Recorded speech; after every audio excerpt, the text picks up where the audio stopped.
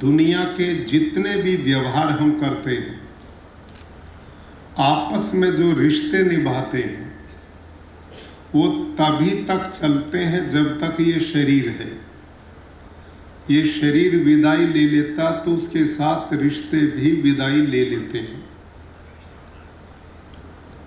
और इसके साथ साथ मानव जीवन का जो परम उद्देश्य उसके बारे में आयुर्वेद में लिखा है, धर्म अर्थ काम मोक्षाणाम आरोग्य मूलम उत्तमम, कि जो व्यक्ति मानव देह को धारण करके धर्म अर्थ काम करते हुए मोक्ष की प्राप्ति करना चाहता है, तो उसका पहला आधार है उत्तम स्वास्थ्य, निरोग जीवन।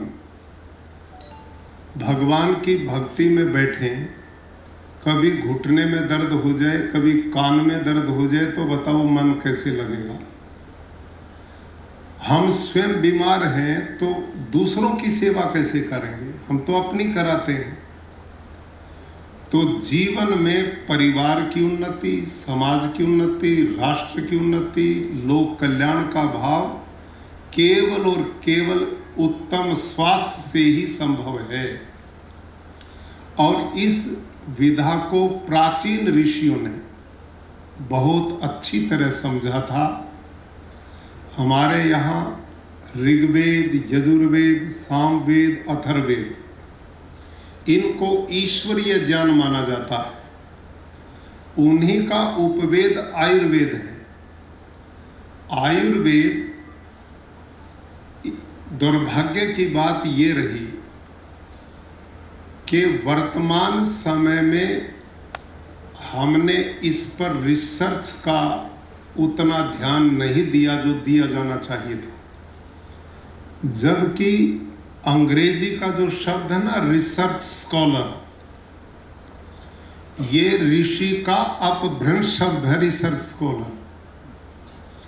भारत का एक एक ऋषि जो था वो रिसर्च स्कॉलर ही था। पहाड़ों की कंदराओं में बैठ कर के, जंगलों के झोपड़ों में आसन जमा कर उन्होंने इतनी गंभीरता से हर बिंदु पर रिसर्च किया है। और उसका एक उदाहरण है, आप सभी जो आयुर्वेद पढ़ा है और पढ़ाते हैं, कोई भी वनस्पति के बारे में आप पढ़ाते हैं, उसके क्या गुण धर्म हैं, हजारों वर्ष पहले जो आयुर्वेद के ऋषि लिख करके चले गए, आज उस वनस्पति को लेबोरेटरी में ले जाओ, एक भी गुण धर्म ना ज्यादा बता सकते ना कम बता सकते। बताओ वो रिसर्च करता थे कि नहीं थे। लेकिन दुर्भाग्य ये है, जैसे आदरणीय मंत्री जी ने भी कहा कि आज मेरे जितने भी बेटे बेटियां, छात्र छात्राएं जिन्होंने डिग्रियां प्राप्त की हैं और जो यहाँ उपस्थित नहीं, ऑनलाइन इस कार्यक्रम को सुन रहे हैं, उनसे भी मेरा निवेदन है, यह विद्या अनुपम है, अद्वितीय है, संपूर्ण शरीर के स्वस्थ बनाने की जबरदस्त विद्या है। लेकिन आप लोगों को इस पर विश्वास नहीं तो बाकी कौन करेंगे। मैं अनेक ऐसे आयुर्वेद पढ़े हुए वैद्य लोगों को जानता हूं जो वही गोलियां बेचते हैं जो एलोपैथी की है। कितना दुर्भाग्य है। आपने इतना समय यहां लगाया और इसकी गहराई तक पता लगा कि ये कितनी अनुपम विद्या है जो पूर्ण शरीर का इलाज है। ये लक्षण का इलाज नहीं करती, ये पूरे शरीर का ही कायाकल्प करती है। आपकी पद्धति में पंचकर्म चिकित्सा है, आप स्वयं ही नहीं कराते, बताओ दूसरों में विश्वास कैसे होगा। आप स्वयं आयुर्वेद पर विश्वास नहीं करेंगे तो दूसरा कौन करेगा।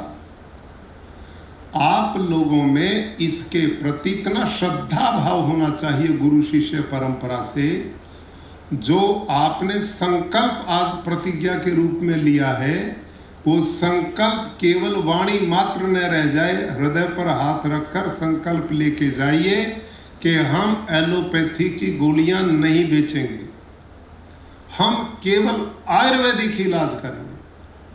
और इस पर जो रिसर्च है, यहाँ आयुर्वेदिक यूनिवर्सिटी में भारत के यशस्वी प्रधानमंत्री श्रीमान नरेंद्र मोदी जी के हम आभारी हैं कि जिन्होंने आज़ाद भारत में पहली बार भारतीय पद्धतियों को बहुत बड़ा महत्व दिया है। चाहे उसमें प्राकृतिक खेती हो, चाहे यहाँ की प्राकृतिक चिकित्सा हो, चाहे यहाँ की अन्य विधि और आयुर्वेद। आपके यहाँ तो बहुत बड़ा कार्यक्रम उन्होंने इस शोध के लिए किया कि हम परंपरागत अपनी जो आयुर्वेद की विद्या है इस पर रिसर्च करें। आप थोड़ा सोचो आराम से। हमारा शरीर बना है 5 तत्वों से, पृथ्वी, वायु, जल, आकाश और अग्नि। क्यों साहब, यही है ना? बोलो भाई कमजोर विद्यार्थियों, बातचीत करो। मैं सारी जिंदगी पढ़ाता रहा हूँ, तो अब मेरी क्लास शुरू है तो इसमें हाना बोलना, चुप नहीं बैठना। 5 तत्वों से शरीर बना है कि नहीं? तो लोहा टूटता है तो लोहे की वेल्डिंग से उसका इलाज होता है, और लकड़ी टूटती तो लकड़ी से उसकी मरम्मत होती है। तो जब ये शरीर 5 तत्वों का, तो इन 5 तत्वों से ही तो इसकी मरम्मत होनी चाहिए कि नहीं? लेकिन एलोपैथी तो केमिकल से इसकी मरम्मत करती, वो पूर्ण कैसे हो सकती है? बताओ आप। केमिकल से तो शरीर नहीं बना है, उसका विरोध नहीं, क्योंकि एलोपैथी में रिसर्च देश विदेश में इतना ज्यादा हुआ कि एक तरफा रिसर्च चला, अरबों खरबों रुपए उसके रिसर्च में लगे, और उसका परिणाम आज वो चिकित्सा पद्धति बड़ी मजबूती से खड़ी है। उसके द्वारा आज स्वास्थ्य लाभ, जैसे अभी माननीय मंत्री जी ने कहा, अचानक कोई दुर्घटना हो जाती तो सबसे सटीक इलाज वहाँ हमें मिलता है। इस बात को स्वीकार करना चाहिए। लेकिन उसी की तरह यदि आयुर्वेद पर इतनी रिसर्च होती तो मैं समझता हूँ कि व्यक्ति आजीवन दवाई के शिकार ना रहता। हमारे यहाँ इलाज किसे कहते हैं? हमारे यहाँ इलाज था, एक बीमारी हुई, दवाई दी, रोग भी खत्म और दवाई भी बंद, यह है इलाज। लेकिन अब क्या होता है, किसी को डायबिटीज हो गई, डॉक्टर के पास गए कि जी कब तक इलाज चलेगा, कि जब तक जियोगे तब तक चलेगा। तो ये दवाई का, ये तो दवाई है, रोग को दबा के रखने का माध्यम है। हाइपरटेंशन है, डॉक्टर पे गए, कब तक इलाज चलेगा? जब तक जियोगे तब तक चलेगा। यही है कि नहीं? तो इलाज का वो तो रोग को दबाने की व्यवस्था चल रही है। रोज खाओ तो जीवन चलेगा, नहीं खाओ तो नहीं। आयुर्वेद में ये नहीं था। आयुर्वेद बीमारी के मूल पर चोट करने का काम था। आयुर्वेद उस बीमारी को ही जड़ से, शरीर से बाहर निकालने का काम करती है। और इतनी गहराई से ऋषियों ने चिंतन किया आयुर्वेद के कि हर व्यक्ति के शरीर की रचना तो एक जैसी है, लेकिन प्रकृति सबकी भिन्न है। और उसको 3 भागों में उन्होंने बांटा, वात, पित्त और कफ। उनकी प्रकृति को आधार लेकर के इलाज होता है। और अन्य पद्धति में कोई भी आया, फिक्स दवाई है। अब वो फिक्स है, बीमारी कुछ है, दवाई सबकी दे रहे, तो एक काम ठीक करेगी, 2 रोग और पैदा कर देगी। पूर्णता उसमें कहाँ है? आयुर्वेद में इतना सटीक, इतना सिस्टेमेटिकल ऋषियों का जो चिंतन था वो अभूतपूर्व था। वहाँ तो लंघनम परम औषधम, यहाँ पर भी रिसर्च किया है? आज एक मीट एंड फास्ट चला हुआ है, करते हैं ना नेता लोग भी, दूसरे भी अब आजकल उस दिशा में आए। अब ये मीट एंड फास्ट ये आपका ही तो था, ये आयुर्वेद का मूल सूत्र है। और इस सूत्र ने भारत में जितने धार्मिक हमारे जैन हैं, हमारे अपने हिंदू समाज में व्रत परंपरा, जो ये व्रत उपवास जो हैं, वो तो भारतीय ऋषियों ने धर्म के साथ जोड़ दिए ताकि लोग जुड़े रहे और निरोगी बने रहे। तो इससे बड़ा औषधि कुछ है ही नहीं। और इसका प्रमाण जितने भी पशु पक्षी धरती पे हैं, जब भी वो अस्वस्थ होते तो किसी ने बताने की जरूरत नहीं, सबसे पहला काम वो लंघन का करते हैं, उपवास का करते हैं। आया ना? क्यों साहब, यही है क्या नहीं? लेकिन क्योंकि आजकल हम दीवाने हैं यूरोपीय संस्कृति के, बाहर के लोगों के, वहाँ मोहर लग करके जो चीज़ आती है वो तो प्रमाणिक हो जाती है। हमने अपने पर विश्वास ही नहीं, न अपने खान पान पर विश्वास, न अपनी लैंग्वेज पर विश्वास, भाषा पर विश्वास, ना अपने पहनावे पर विश्वास, ना अपने आप पर विश्वास। तो ऐसा अविश्वास से भरा जीवन सुखमय कैसे बनेगा? आप क्यों नहीं इस बात को समझते कि जिस समय यूरोप के लोग वल्कल वस्त्र पहनते थे, उस समय भारत के ढाका का मलमल एक माचिस की डिब्बी में बंद होता था। ये थी हमारी क्रांतिकारी सिस्टम। और एक में नहीं था, सब तरह से हम अग्रणी थे। विश्व गुरु तो भारत था, सारी दुनिया यहाँ शिक्षा के लिए आती थी। हम इतने इतने लंबी गुलामी में से निकले कि मानसिक ही गुलाम हो गई। इसलिए प्रधानमंत्री जी ने लाल किले से अब की बार बोला था कि पूर्ण रूप से गुलामी की मानसिकता से मुक्त समाज देश चाहिए। और आप युवा जो वैद्य बन के जा रहे हैं, आप में तो अपनी विद्या के प्रति अटूट विश्वास पैदा करो। इसी को हमने और इस पर रिसर्च करना है, नए नए अनुभव इनोवेशन के साथ आगे बढ़ना है। इसी के द्वारा मैंने इलाज करना है और अपनी ख्याति इतनी बढ़ाओ अपने कार्य से कि लोग दूर दूर से हैं। हमें याद है, जो वैद्य निष्णात मेहनती परिश्रमी बहुत होते हैं, वो जंगल में ऐसी जगह बैठते थे जहाँ रास्ते भी नहीं थे, लोग उनको वहाँ भी ढूंढ लेते हैं, वहाँ भी जाते हैं। और ये चिकित्सा पद्धति जो शरीर में कोई साइड इफेक्ट नहीं करती, केवल रोग को नष्ट करने का काम करती है, इस पर गहरा चिंतन भारतीय ऋषियों ने, आयुर्वेद के ऋषियों ने किया था। और उन्होंने तो काल में क्या भोजन करें इस पर भी रिसर्च किया था। हित भूख, मित भूख, रित भूख, वो खाओ जो हितकारी है, उतना खाओ जितना जरूरी है, उस समय खाओ जो ऋतु के अनुकूल है। कोई जानता है इस बात को? और परहेज इतना महत्वपूर्ण, संयम का पाठ।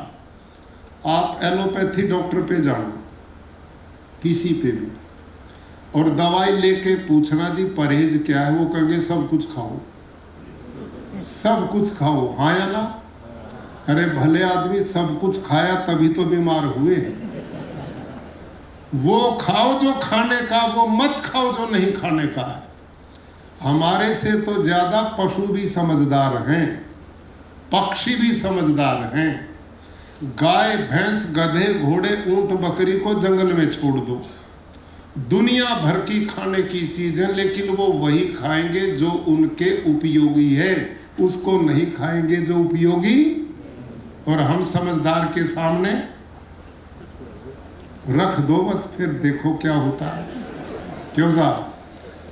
यहाँ तो चूकता ही नहीं जिसको मौका मिलता है। पता है कि नशा दारू स्वास्थ्य के लिए खराब है, पर कोई चूकता नहीं। हम खाने के प्रति कितने गंभीर हैं। आपके यहाँ तो बड़ा संयम बरता जाता गुजरात में, हमारा जो हरियाणा पंजाब है ना, शादियों में जाओ, हे भगवान, सारी ताकत उनकी उसी पे लगती है, सारा कमाया हुआ पैसा भी उसी पे जाता है। उनके जो स्टॉल लगते हैं ना, वो 2-2, 3-3 एकड़ में लगते हैं, और एक शादी में 50 तरह 100 तरह के व्यंजन बनते हैं। ये भी कम होंगे, इससे भी ज्यादा होंगे। कमाल है। भगवान ने, देखो मैं एक उदाहरण मोटा सा, एक घर में बड़ी नए मॉडल की गाड़ी खरीद के लाई गई, परिवार के सब लोगों की सहमति से, सारे घर में खुशी का माहौल, भाई नई गाड़ी आई। अब बेटा सवेरे गाड़ी को निकालकर उसमें पेट्रोल डीजल डलवाने निकला, तो पिताजी ने पूछा, बेटा गाड़ी कहाँ ले जा रहे हो? कि पिताजी ये पेट्रोल डलवाने ले जा रहे हो। कहाँ ले जाओगे? यही तो ना पेट्रोल पंप सामने। तो पापा ने कहा, नो इसमें नहीं, वो जो 2 किलोमीटर आगे उससे डलवाना। क्यों? इसमें क्या दिक्कत है? कि ये तो मिलावटी तेल डालता है, इसके डीजल पेट्रोल में मिलावट है, वो डालो, वो मिलावट नहीं करता। क्यों? क्योंकि बिना मिलावट का तेल पड़ेगा तो गाड़ी लंबी चलेगी, और मिलावटी मिलेगा तो जल्दी खराब हो जाएगी। समझदार है कि नहीं पिताजी? बोलो, समझदार है कि नहीं? लेकिन कुछ ही समय के पास इनके घर में शादी का कार्ड आया। पिता पुत्र ने 15 दिन पहले तैयारी शुरू की और शादी आ गई। दोनों विवाह में गए, 100 स्टॉल लगे हुए थे, लाइन में खड़े हो गए। दोनों पिता पुत्र ने एक भी स्टॉल मिस नहीं होने दिया। कमाल देखो, लोहे वाली गाड़ी जो दूसरी भी आ सकती है, लेकिन ये गाड़ी खत्म हो गई तो बताओ दूसरी कहां से आएगी? उसकी तो चिंता है, गलत तेल इसमें नहीं पड़ना चाहिए, डीजल पेट्रोल गलत पड़ेगा तो खराब होगी। अपने वाली गाड़ी में वहीं पर मीठा, वहीं पर कड़वा, वहीं पर तीखा, वहीं पर आइसक्रीम और वहीं पर कॉफी साथ ही चलती है। इतना सा पेट और इतना माल, बताओ कैसे स्वस्थ रहेगा? और वो कहते हैं सब खाओ, सब कुछ खाओ, सब कुछ खाओ, तो तभी तो बीमार हैं। आयुर्वेद कहता है वो खाओ जो खाने का है, वो मत खाओ जो नहीं खाने का है। कितनी जबरदस्त संयम की विद्या ये थी। ये तो शरीर को परम स्वास्थ्य प्रदान करने की विधि थी। मैं तो आपकी इस विद्या में अटूट विश्वास रखता हूं, क्योंकि इस पद्धति ने मेरे को तो जीवन दिया है। 1998 में मैं गुरुकुल चलाता था। गुरुकुल कुरुक्षेत्र है, बहुत बड़ा, वहाँ 1500 विद्यार्थी, अब तो हमारे 5 गुरुकुल हैं। और वहाँ पे मैं उसको पूरा लोगों के सहयोग से, वो एक ट्रस्ट का था, मैं उसमें प्रधान आचार्य था। कोई अनुदान वहाँ सरकारी नहीं था, गरीब बच्चे पढ़ते थे, उनके लिए मैं दान मांग करके उसको चलाता था। दिन में पढ़ाता, रात को दान लेके आता। तो आजकल मई के महीना था, लू चल रही थी, मैं गांव में गेहूं इकट्ठी करा बच्चों के लिए, बुखार हो गया, क्रोसिन लिया, फिर चल पड़ा, और ऐसे 4-5 दिन मैं केवल क्रोसिन पे 5-4 दिन में खाता और काम करता। ये सोचता ये गेहूं लोगों ने रख लिए तो फिर ये बच्चे भूखे मरेंगे, कहाँ से मिलेगा? गरीब परिवारों के बच्चे थे। तो मेरे को लू लग के बुखार हो गया, मैं बुखार में दवाइयाँ लेके काम करता रहा। फिर वो टाइफाइड हो गया, टाइफाइड बिगड़ गया, एलोपैथिक हॉस्पिटल में मेरे को दाखिल किया, बहुत तेज एंटीबायोटिक दी, वो 10 दिन में कंट्रोल हुआ। लेकिन उसका साइड इफेक्ट क्या हुआ, मेरी बड़ी आंत में जख्म हुए और ब्लीडिंग शुरू हो गई। और वो इतना बढ़ा, बढ़ते बढ़ते 88 किलो मेरा वेट था। कुश्ती करते थे पहलवानी गुरुकुलों में, और वो 53 पे आ गया। अब बताओ क्या स्थिति, सब कुछ शरीर का ब्लड निकल गया, भूख बंद हो गई। जब सब इलाजों में कुछ नहीं मिला तो फिर मेरा चंडीगढ़ पीजीआई, अपोलो दिल्ली में, एम्स में वीडियोडोस्कोपी मेरी आंतों की गई। तो डॉक्टर्स ने बताया बहुत लेट हो गए, इनकी तो पूरी आंतें खत्म हो गई, वो काट के निकालनी पड़ेगी। यहाँ एक छेद करेंगे और वहाँ एक थैली बांधेंगे, 1-2 साल से ज़्यादा ये जी नहीं पाएंगे। उस समय इतनी ये टेक्नोलॉजी विकसित भी नहीं थी, एलोपैथी की भी। और परिणाम 2 साल की जिंदगी घोषित हो गई थी। लेकिन आपकी आयुर्वेद की पंचकर्म ने और आपकी इस विद्या में पूर्ण विश्वास से मैं लगा, और इससे मैं पूर्ण आज स्वस्थ हूँ और ठीक ठाक काम कर रहा हूँ। 98 की बात है, जब आपने पढ़ी और मैंने आपकी पढ़ी का उपयोग किया, पढ़े हुए भी इस पर विश्वास नहीं करोगे तो हमारे जैसे कैसे करेंगे। तो मैं दृढ़तापूर्वक निवेदन करूँगा कि आप पर जो विद्या वो ऋषियों की विद्या है, वो उनकी विद्या है जो प्राणी मात्र का कल्याण चाहते थे, वो पेशेवर लोग नहीं थे। इसलिए आप भी इन डिग्रियों को प्राप्त करके कार्य क्षेत्र में जा रहे हैं। आपने जो शपथ ली है उसका पूरा आपके जीवन पर आजीवन उसका प्रभाव रहे। आप मानवता के कल्याण के लिए, लोगों के स्वास्थ्य के लिए और अपने से योग्य गुरुओं के संपर्क में सदा बने रहें। और हमारे यहाँ वैद्य तो पुराना वैद्य ज़्यादा प्रभावी माना गया। जितना पुराना होता उतना अनुभव बढ़ता है। तो आपके जो गुरुजन यहाँ पर हैं उनमें बहुत लोग मेरे को बताते हैं, बड़ी प्रशंसा करते हैं। जामनगर आयुर्वेद विश्वविद्यालय का विश्व में अपना एक स्थान है, पहल आप लोगों ने की है। उसके बाद अन्य स्थानों पर विश्वविद्यालय बने हैं और यहाँ बड़े निष्णात योग्य गुरुजन आपको मिले हैं। इनके सानिध्य में सदा आते जाते रहें और कोई दिक्कत आए तो संपर्क करके इलाज लोगों का करें। लेकिन इस विद्या को बढ़ाइए, इसका बहुत पुण्य आपको मिलेगा और बहुत लोगों का विश्वास आप जीत पाएंगे। अब मैं भगवान से कामना करता हूँ कि जितने बेटे बेटियों ने यहाँ घोर तपस्या करते हुए इस विद्या को प्राप्त किया, इसी में आप लोगों का इलाज करें। कोई दिक्कत आए गुरुजनों से संपर्क करें। और गुरुजनों को भी मैं बधाई देता हूँ कि जिन्होंने इस विद्या को अपने जीवन का संबल बनाया और न जाने कितने नव दीक्षित बेटे बेटियों को इस विद्या को पढ़ा करके लोगों के कल्याण के लिए भेजा। मैं माननीय कुलपति महोदय जैन साहब को और उनकी पूरी टीम को बहुत बहुत शुभकामनाएं देता हूं। और इस आशा के साथ यहाँ खूब रिसर्च का काम बढ़े और उन्नति हो और ये विद्या लोगों में एक बहुत विश्वसनीय बने। और इस कोरोना के बाद तो इस विद्या का बहुत प्रभाव दुनिया ने देखा है, प्रैक्टिकल देखा है, तो इसको बढ़ाया जाना चाहिए। इन्हीं शब्दों के साथ आज हमारे बीच में मुख्य रूप से हमारी बहन पूनम बेन माडम जी रहे, जयेश भाई परमार जी और दिव्येश अकबरी जी, श्रीमती रिबाबा बहन जाडेजा जी, प्रशासन के अधिकारी और जितने भी